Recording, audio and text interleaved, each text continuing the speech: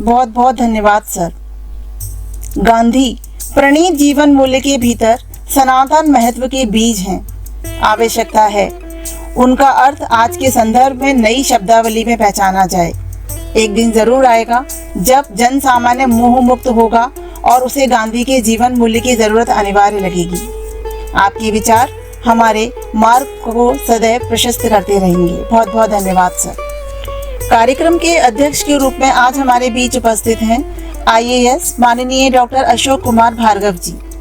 आप प्रशासनिक सेवा बैच 2001 के वरिष्ठ अधिकारी हैं। आप अपने बैच के टॉपर रहे हैं। अपने सेवा काल में आप प्रदेश के विभिन्न जिलों में ADM, मुख्य कार्यपालन अधिकारी, जिला पंचायत तथा कलेक्टर, जिला अशोकनगर, जिला शहडोल तथा कमिश्नर रीवा और शहडोल संभाग, कमिश्नर महिला बाल विकास, सचिव स्कूल शिक्षा में पदस्थ रहे हैं। डॉक्टर भार्गव को भारत की जनगणना 2011 में उत्कृष्ट कार्य के लिए राष्ट्रपति पदक से सम्मानित किया गया है। आपको प्रधानमंत्री मातृ वंदना योजना में उत्कृष्ट कार्य के लिए भारत शासन से 3 नेशनल अवार्ड, सर्वोत्तम निर्वाचन प्रक्रिया के लिए भारत निर्वाचन आयोग से राष्ट्रपति द्वारा नेशनल अवार्ड, स्वास्थ्य सेवाओं में उत्कृष्ट कार्य के लिए 3 नेशनल स्कॉच पुरस्कार के ही मंथन पुरस्कार, 2 राज्य स्तरीय मुख्यमंत्री उत्कृष्टता तथा सुशील चंद्र वर्मा उत्कृष्टता पुरस्कार से भी सम्मानित किया गया है। आप सामाजिक और शैक्षणिक विषयों पर स्वतंत्र रूप से लेखन कार्य करते हैं। वर्तमान में आप नर्मदा घाटी विकास प्राधिकरण में प्रशासनिक सदस्य तथा सचिव शिकायत निवारण प्राधिकरण के पद पर कार्यरत हैं। हमारा परम सौभाग्य है कि आज अध्यक्ष के रूप में हमें आपका सानिध्य प्राप्त हुआ। मैं आमंत्रित करती हूं कि आप अध्यक्षीय उद्बोधन प्रस्तुत करें। डॉक्टर श्री मंगल सिंह सुमन जी की स्मृति में आयोजित अखिल भारतीय सद्भावना व्याख्यान माला के आयोजक श्री कुलश्रेष्ठ जी, आज के सत्र के प्रमुख वक्ता श्री चतुर्वेदी जी और गांधी चिंतन, गांधी दर्शन में अपनी अभिन्न रुचि रखने वाले इस व्याख्यान माला से जुड़े हुए प्रत्यक्ष अप्रत्यक्ष आप सभी सम्मानित श्रोतागण। कर्मठता के अवतार गांधी, जिन्हें पाकर मानवता धन्य हो गई, वे क्रांतिकारी प्रयोगों के साहसिक जीवन का दूसरा नाम है।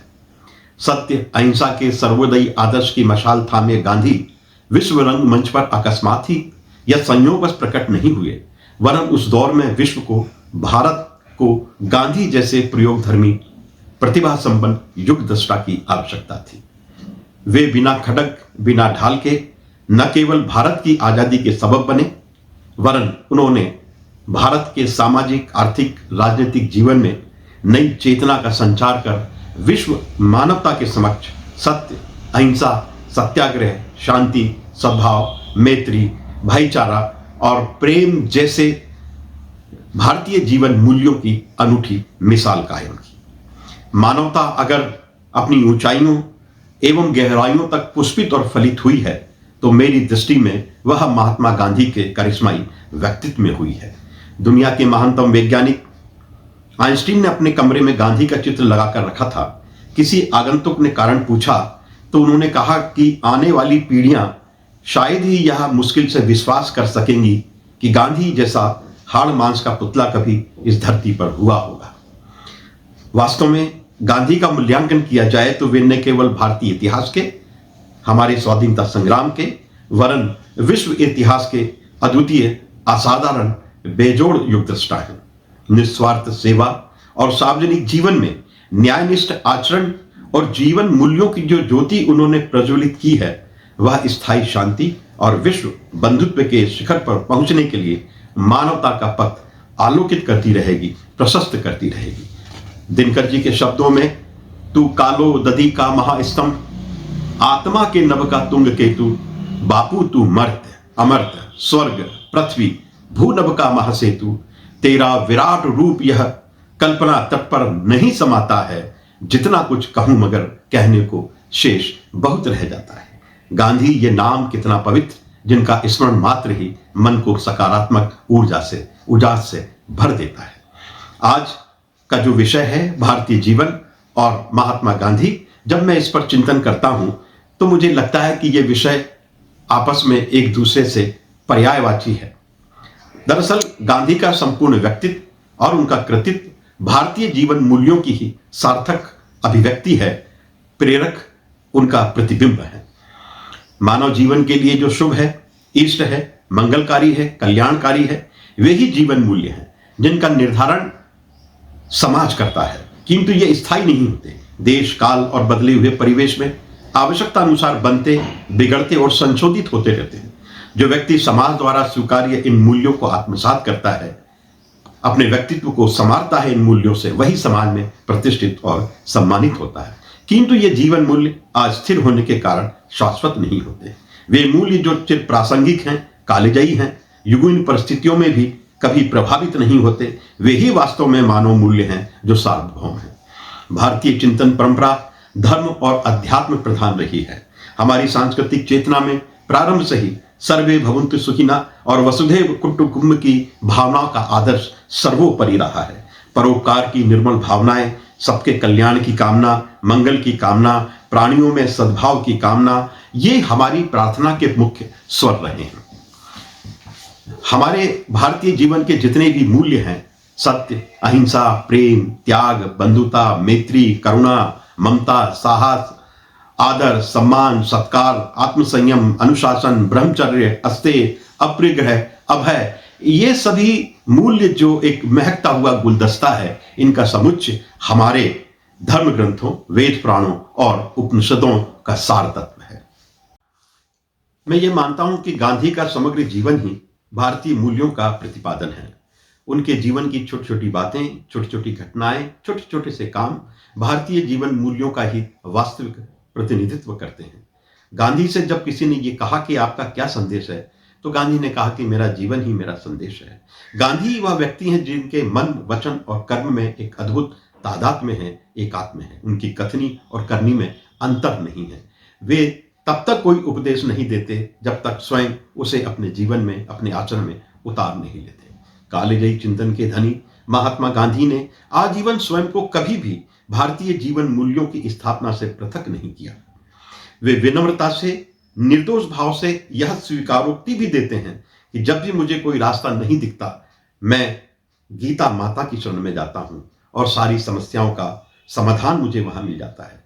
गांधी ने सत्य, अहिंसा और अभय जिन मूल्यों को सर्वोच्चता प्रदान की, इनके सारे सूत्र भी भगवत गीता में ही मिलते हैं। वे छोटी छोटी बातें, घटनाएं, साधारण कार्य जिनसे गांधी महात्मा बने, जिनमें भारतीय जीवन मूल्यों की उजास है, उन पर मैं संक्षेप में आपसे चर्चा करूंगा। गांधी के चरित्र की सबसे बड़ी विशेषता मुझे ये लगती है कि वे बड़ी सतर्कता और निष्ठा से जनभावनाओं का सम्मान करते हैं। एक छोटा सा प्रसंग है, एक छोटे बच्चे की भावना को वे कितना महत्व देते हैं। बंबई कांग्रेस अधिवेशन में गांधी जी गए हुए थे, मारवाड़ी विद्यालय में ठहरे हुए थे। एक दिन उन्हें कहीं जाना था, डेस्क पर रखी सारी चीजें संभाल कर उन्होंने रखी थी, लेकिन एक चीज उन्हें नहीं मिल रही थी। वे उसे ढूंढ रहे थे। इतने में ही काका कालेलकर वहां पर पहुंचे। उन्होंने कहा कि बापू आप कुछ ढूंढ रहे हैं। बापू ने कहा कि एक पेंसिल गुम हो गई है, उसे देख रहा हूं। काका कालेलकर ने झट से अपनी जेब से एक कलम निकालकर उन्हें दी। कहा बापू आप इससे काम चला दीजिए। गांधी ने कहा नहीं, मैं उस पेंसिल को नहीं खो सकता। उस पेंसिल से मेरी भावना जुड़ी हुई है। वह पेंसिल मुझे मद्रास रेलवे स्टेशन पर एक छोटे से बच्चे ने दी थी। जब वो पेंसिल उन्हें मिल गई, बहुत छोटी 2 इंच की पेंसिल, तब जाकर उन्हें सुकून मिला। तो बात छोटी पेंसिल की नहीं है, बात जनभावनाओं के सम्मान की है, आदर की है। गांधी सादा जीवन और उच्च विचार में विश्वास रखते थे, सादगी पसंद थे। ऐसा नहीं कि उनके पास में पैसों की कमी थी, इसलिए वे सादगी से रहते थे। वास्तव में वे समाज के सामने एक सच्चे जनसेवक, समाज सेवक का उदाहरण प्रस्तुत करना चाहते थे कि उसे कैसा रहना चाहिए। वे पाई पाई का हिसाब रखते थे।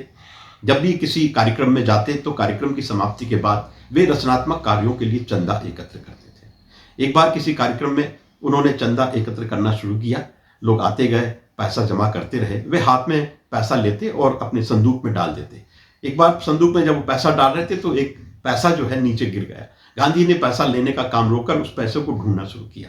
बाकी लोगों ने कहा कि बापू ये रुपया ले लीजिए, वो पैसा आप बाद में देख लीजिए। गांधी ने कहा कि नहीं, वो पैसा राष्ट्र की संपत्ति है, वो पैसा राष्ट्र की संपदा है, मैं उसे यूं ही खो नहीं सकता, क्योंकि मैं उसका ट्रस्टी हूं और यदि मैं उस रुपए को, उस पैसे को खोता हूं तो मैं राष्ट्र के साथ गद्दारी करता हूं। बात सिर्फ पैसे की नहीं है, बात निष्ठा की है, ईमानदारी की है। बापू परंपरागत पोशाक पहनते थे। लोग कहते हैं कि एक धोती सादगी का प्रभाव बताने के लिए वे ऐसा करते थे, किंतु ऐसा नहीं था। गांधी जी एक बार उड़ीसा की यात्रा पे थे। एक गरीब महिला मैली कुचेली फटी हुई सी साड़ी, जिससे उसका पूरा शरीर भी नहीं ढक पा रहा था, पहनी हुई थी। गांधी ने उनसे कहा कि बेटा, तुम इस साड़ी को धो क्यों नहीं लेती? उस महिला ने कहा कि बापू, बात आलस्य की नहीं है, बात यह है कि मेरे पास इस साड़ी के अलावा और कोई दूसरा वस्त्र ही नहीं है। गांधी की आंखें डबडबा गईं, हृदय उनका द्रवित हो उठा और उन्हें मन ही मन प्रतिज्ञा की, जब तक मेरा देश आजाद नहीं हो जाता और गरीब से गरीब व्यक्ति के तन पर भी पर्याप्त वस्त्र नहीं आ जाते, तब तक मैं वस्त्र का त्याग करता हूं। एक छोटी सी लंगोटी ही मेरी लज्जा के लिए पर्याप्त है। और उन्होंने आजीवन उस प्रण का पालन किया। इतना ही नहीं, जब वे लंदन गए, गोलमेज कॉन्फ्रेंस में या किसी वायसराय या मजिस्ट्रेट के समक्ष भी उपस्थित हुए, तब भी उन्होंने सिर्फ उस लंगोटी का ही उपयोग किया। बात सिर्फ लंगोटी की नहीं है, बात उनके संकल्प की है, उनके त्याग की और समर्पण की है। महात्मा गांधी की महानता ये नहीं थी कि वे सच्चे जनसेवक थे, वरन इसलिए कि वे सच्चे जनसेवक होते हुए भी आम जनता से कभी अलग नहीं हुए। जीवन भर उन्होंने औसत जीवन ही जिया, कभी भी उनका अनैतिक लाभ नहीं लिया। मैं मार्च 1919 की एक घटना का उल्लेख करना चाहूंगा। गांधी जी बिहार में थे। उन्हें सूचना मिली कि वायसराय उनसे दिल्ली में बात करना चाहते हैं। तो गांधी के सहयोगियों ने कहा कि बापू, आप बहुत दूर है दिल्ली, आप हवाई जहाज से यात्रा कर लीजिए। गांधी ने कहा कि जिस गाड़ी से मेरे करोड़ों भारतवासी यात्रा नहीं कर सकते, उस हवाई जहाज में मुझे बैठने का कोई अधिकार नहीं है। बापू ने कहा कि जब मैं रेल से जा सकता हूं तो हवाई जहाज से यात्रा करने की क्या आवश्यकता है, और वे रेल से ही उन्होंने यात्रा की। एक बार किसी ने उनसे पूछा कि बापू, आप तीसरी श्रेणी में ही क्यों यात्रा करते हैं? तो गांधी ने हंसते हुए कहा कि रेल में चौथी श्रेणी होती ही नहीं है। एक बार गांधी जी बेतिया के कार्यक्रम में थे और बिहार का एक किसान उनको देखना चाहता था। उस किसान को गांधी के बारे में कुछ पता नहीं था। उसके जहन में ये छवि थी, गांधी कोई एक बड़े डील डोल वाले, बहुत हष्टपुष्ट, बड़े आकर्षक व्यक्तित्व के व्यक्ति होंगे, जो प्रथम श्रेणी में यात्रा करते होंगे, अच्छी पोशाक पहनते होंगे और अच्छा खाना खाते होंगे। वह व्यक्ति रेलवे स्टेशन पर पहुंचा। तीसरी श्रेणी की डिब्बे में जब गया तो देखा कि वहां पर बिल्कुल भी बैठने की जगह नहीं थी।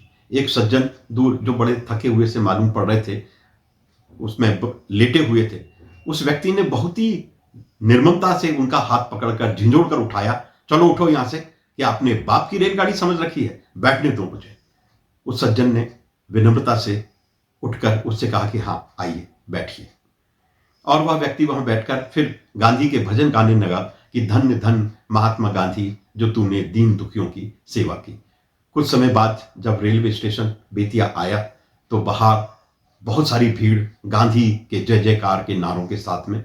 वे सज्जन जब ट्रेन से, डब्बे से नीचे उतरे तो सभी व्यक्तियों ने उनका खूब अभिनंदन स्वागत किया। उस व्यक्ति को यह जानकर बहुत दुख हुआ कि ये वही व्यक्ति है जिसे मैंने बहुत ही अपमानपूर्वक डिब्बे में जो है बैठने से, उसको आराम करते से उठा दिया, उनका अपमान किया। यही महात्मा गांधी हैं। तो वह पानी पानी हो गए। ये गांधी के जीवन के चारित्रिक मूल्य का एक ऐसा उदाहरण है जिससे हम सबको प्रेरणा लेनी चाहिए। गांधी का जो व्यक्तित्व है इतना ओजस्वी और प्रभावी था कि वे लोगों का हृदय परिवर्तन बड़ी आसानी से कर देते थे। गांधी के द्वारा चलाए गए बहुत सारे जो सविनय अवज्ञा आंदोलन, भारत छोड़ो आंदोलन और असहयोग आंदोलन, इन सब आंदोलनों से ब्रिटिश सरकार, ब्रिटिश हुकूमत बहुत परेशान हो गई थी। तो एक अंग्रेज अधिकारी ने गुस्से में आकर कहा कि यदि गांधी मुझे अभी मिल जाए तो मैं उसे अभी गोली से मार दूंगा। ये बात जब गांधी को पता चली तो गांधी अगले दिन सुबह उस व्यक्ति, उस अंग्रेज अफसर के घर पहुंचे। घंटी बजाई तो चपरासी ने कहा कि वे अभी आराम कर रहे हैं। गांधी ने इंतजार किया। थोड़ी देर बाद जब वो अंग्रेज अफसर उठकर आया तो गांधी ने कहा कि मैं गांधी, जिसे मारने की आपने प्रतिज्ञा ली है, मैं आपके सामने स्वयं चला आया बिना किसी हथियार के। आप चाहे तो मुझे गोली मार सकते हैं। यह सुनकर वह व्यक्ति पानी पानी हो गया। वो समझ नहीं पा रहा था कि क्या कहें। गांधी ने कहा कि मैं तुम्हारी समस्या का हल करने के लिए आया हूं। वह व्यक्ति उनके पैरों में गिर पड़ा और फिर उनका वो परम भक्त बन गया। ये गांधी के जीवन की निडरता, निर्भीकता और उनके अद्भुत साहस का परिचायक है। पहली बार जब खान अब्दुल गफ्फार का गांधी से मिलने आए तो गांधी जी जब उनसे मिले तो गांधी ने उनसे कहा कि अरे भाई, आप भयभीत हैं, नहीं तो आप अपने पास में ये बंदूक क्यों रखकर लाते। खान साहब बड़े स्तब्ध, क्योंकि जीवन में कभी भी किसी ने उनसे ऐसी बात नहीं की थी। गांधी ने कहा कि देखो, मुझे भय नहीं है, मैं इसलिए निशस्त्र हूं। अहिंसा का मतलब भी यही है। खान साहब ने वह बंदूक वहां पर फेंक दी। गांधी ने कहा कि मेरा यह विश्वास है, अहिंसक व्यक्ति के लिए संपूर्ण विश्व एक परिवार है। वह ना तो किसी से भय खाएगा और ना दूसरे उससे डरेंगे। अहिंसा की इससे अच्छी परिभाषा और क्या हो सकती है। 1920 में गांधी जी ने तलवार का न्याय लेख में यह लिखा था कि मैं यह विश्वास करता हूं कि अगर सिर्फ बुजदिली और हिंसा में ही चुनाव करना हो तो मैं हिंसा को चुनने की सलाह देता हूं। मैं यह पसंद करूंगा कि हिंदुस्तान अपनी इज्जत बचाने के लिए हथियारों की मदद से बनी बस इसके कि वह कायरों की तरह बेइज्जत होकर असहाय हो जाए, शिकार हो जाए। मेरा विश्वास है कि अहिंसा हिंसा से कहीं अधिक ऊंची है। सजा की बजाय माफी देना कहीं ज्यादा बहादुरी का काम है। लेकिन सजा ना देना उसी हालत में क्षमा होती है जब सजा देने के वाले के पास ताकत हो। मित्रों, गांधी जी आजीवन सत्य पर अडिग रहे। जीवन में कभी उन्होंने लालच और प्रलोभन नहीं किया। मां के दिए हुए वचनों को आजीवन उसका पालन किया। विषम से विषम परिस्थितियों में भी झूठ ना बोलने, चोरी ना करने, मांसाहार ना करने, नशा ना करने और वचन को गांधी ने आजीवन निभाया। गांधी जी एक बार बैरिस्ट्री की शिक्षा पाने के बाद जब विलायत में रह रहे थे तो उनकी एक परिचित महिला जो पास में रहती थी अक्सर उन्हें घर बुलाया करती थी। उस वृद्ध महिला के साथ एक और युवती रहती थी और वह वृद्ध महिला कोशिश करती थी कि गांधी और युवती आपस में खूब घुले मिले, बातचीत करें, और इसलिए वह उन्हें एकांत में भी रहने देती थी। बापू बहुत संकोची थे। वे अपने विवाहित होने की बात कह नहीं पा रहे थे। बापू ने एक बार पत्र में विस्तार से लिखकर उस वृद्ध महिला को लिखा। लौटती डाक से उस वृद्ध महिला ने कहा कि हमने आपका पत्र पढ़ा, बहुत हंसी भी आई और बड़ी खुशी भी हुई, लेकिन हमारी मैत्री बरकरार रहेगी। अगले रविवार आप फिर आइए, हम आपकी प्रतीक्षा करेंगे। गांधी का विश्वास था कि अपव्यय की जो प्रवृत्ति है वो हिंसात्मक और घातक होती है। एक मारवाड़ी सेठ गांधी से मिलने बड़ी सी पगड़ी बांधे हुए मारवाड़ी वेशभूषा में आया और गांधी के सामने आकर उसने कहा कि गांधी, आप इस देश के इतने बड़े नेता हैं और आपके नाम से पूरे देश में गांधी टोपी पहनी जाती है, आप टोपी क्यों नहीं पहनते हैं। गांधी ने कहा कि आपका कहना बिल्कुल ठीक है, पर आप अपनी पगड़ी को उतार कर तो देखिए, इसमें कम से कम 20 टोपियां बन सकती हैं। जब 20 टोपियों के बराबर कपड़ा आप अपने सर पर टांगे हुए हैं तो फिर बेचारे 19 आदमियों को तो नंगे से रहना ही पड़ेगा। उन्हीं 19 आदमियों में मैं भी एक हूं। उत्तर सुनकर वे सेठ जी बड़े शर्मिंदा हुए।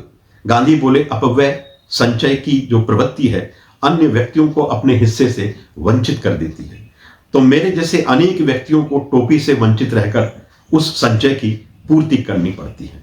ये गांधी के चरित्र का एक अलग उदाहरण है। गांधी ने एक बार महावीर देसाई को साबरमती आश्रम में कहा कि मुझे थोड़ी सी मिट्टी की आवश्यकता है, तुम नदी किनारे से मिट्टी ले आओ। महावीर देसाई गए और तगाड़ी भरकर मिट्टी ले आए। गांधी ने उस तगाड़ी में से मात्र थोड़ी सी मिट्टी ली और कहा कि बस इतनी ही मुझे आवश्यकता थी, ये मिट्टी वापस जहां से लाए हो वहीं पर रखाओ। महावीर देसाई उस मिट्टी को वहीं रखाए। ये छोटी सी घटना इस बात का हमें संकेत देती है कि हमें अपनी आवश्यकता से अधिक नहीं लेना चाहिए। इसीलिए गांधी कहते थे कि इस धरती पर व्यक्ति की जरूरतों के लिए पूरा करने के लिए प्रकृति ने बहुत कुछ दिया है, लेकिन व्यक्ति के एक लालच को पूरा करने के लिए उसके पास बहुत ज्यादा नहीं है।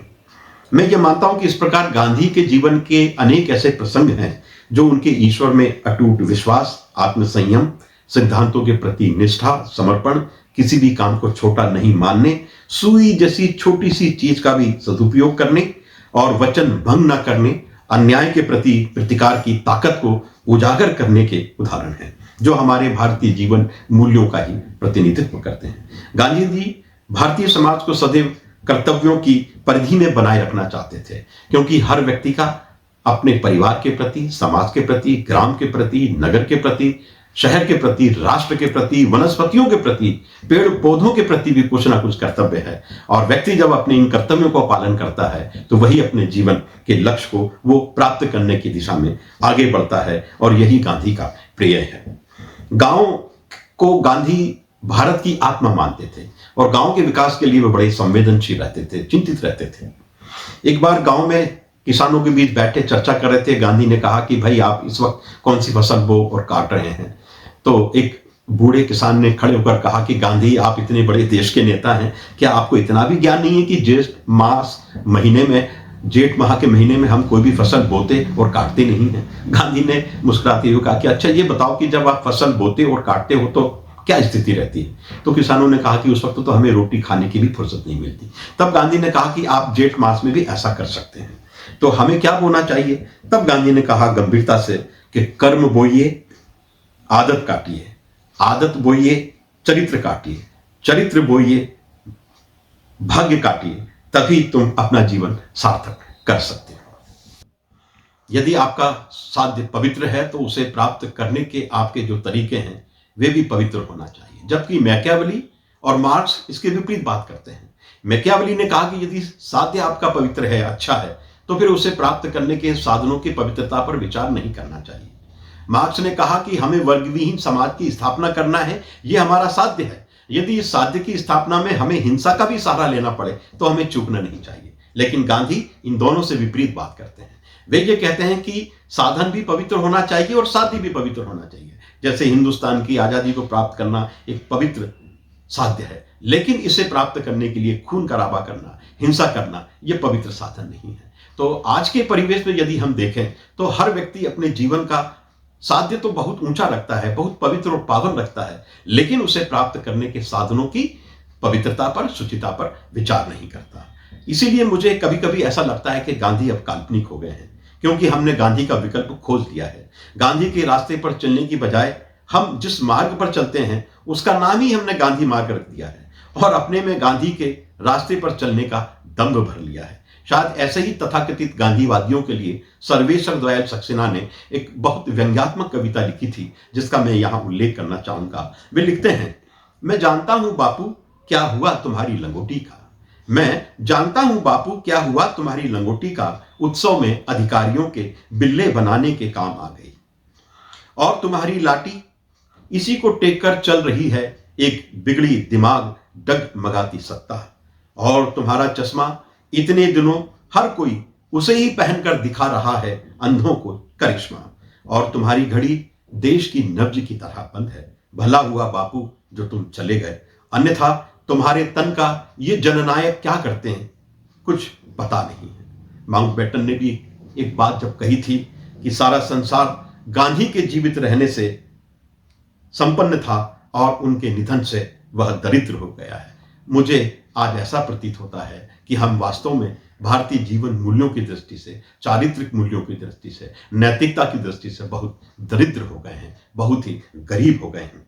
भारतीयता के अग्रदूत गांधी सबके थे, किंतु सबसे अधिक उनके थे जिनका कोई नहीं था। समाज के दबे कुचले पिछड़े हुए समाज के अंतिम छोर पर खड़े हुए व्यक्ति के कल्याण के प्रति गांधी हमेशा चिंतित रहते थे। अंत में चरित्र ही प्रारब्ध है, चरित्र से ही राष्ट्र महान बनता है और चरित्र ही हमारे भारतीय जीवन मूल्यों की का प्रतिनिधित्व करते हैं। हम गलत चीजों से सही वस्तु का निर्माण नहीं कर सकते। हमने गांधी को मार दिया, लेकिन गांधी के विचारों को कभी मान नहीं सकते। वे कल भी प्रासंगिक थे, आज भी प्रासंगिक हैं और कल भी प्रासंगिक रहेंगे, क्योंकि वे कालजयी हैं। अंत में इन शब्दों के साथ, यूं तो हजारों वर्षों से है जमी पर आदमी का वजूद, यूं तो हजारों वर्षों से है जमी पर आदमी का वजूद, मगर आंख आज भी तरसती है आदमी के लिए, मगर आंख आज भी तरसती है आदमी के लिए। बहुत बहुत धन्यवाद। नमस्कार। बहुत बहुत धन्यवाद सर। आपका मार्गदर्शन सदैव हमें प्रेरणा प्रदान कर हमारा मार्ग प्रशस्त करेगा। समारोह के अंत में हम आभार व्यक्त करते हैं हमारे मुख्य वक्ता माननीय डॉक्टर कृष्णकांत चतुर्वेदी जी का, जिन्होंने अपना अमूल्य उद्बोधन देकर हमें कृतज्ञ किया। हम आभार व्यक्त करते हैं कार्यक्रम के अध्यक्ष माननीय डॉक्टर अशोक कुमार भार्गव जी, जिन्होंने अपना अमूल्य समय हमें प्रदान किया। हम आभार व्यक्त करते हैं परिसर में उपस्थित श्रोतागण एवं ऑनलाइन एवं रेडियो दस्तक सुनने वाले सभी सुधीजनों का, जिन्होंने अपनी उपस्थिति प्रदान कर हमारे समारोह को सफल किया। बहुत बहुत धन्यवाद।